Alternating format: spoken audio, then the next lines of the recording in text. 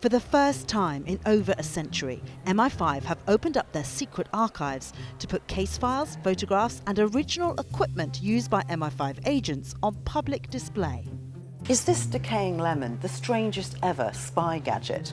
It was found in the drawer of German spy Karl Muller when he was arrested in 1915 for spying for Germany. He used to use the lemon juice to write in invisible ink and send details of British troop formations back to Germany.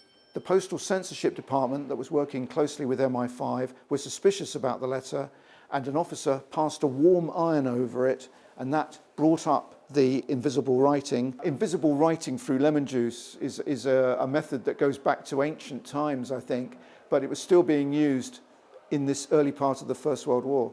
When he was confronted about what the lemon was for, he said he used it to clean his teeth.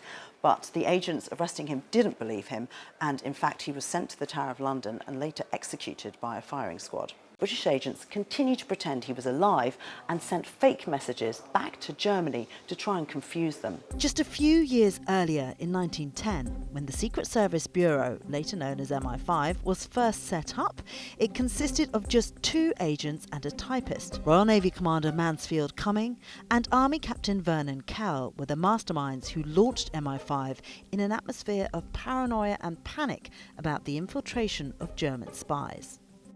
This Houghton Ensignette pocket camera was bought for £3.10 from the Army and Navy store on Kell's order. His diary noting he asked M to buy a compact and affordable camera for agents to use in the field. M was former police detective William Melville and the inspiration for the fictional M in the James Bond series. And by the outbreak of World War II, MI5 operations had grown considerably. Did you know the success of the D-Day landings is partly down to a Spanish chicken farmer called Juan Garcia?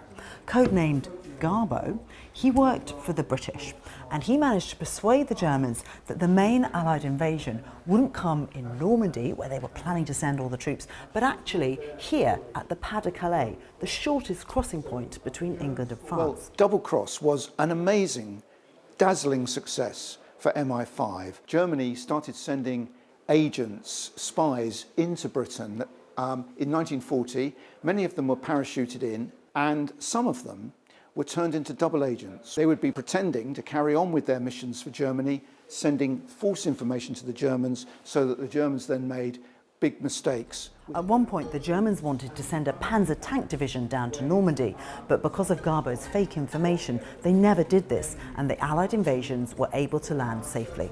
Garbo was one of 120 agents working for the British who formed part of Operation Double Cross, one of the UK's most successful spy operations which saved countless numbers of lives.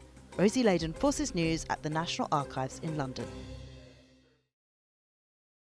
Thanks for watching. For more from BFBS Forces News, like and subscribe to our channel.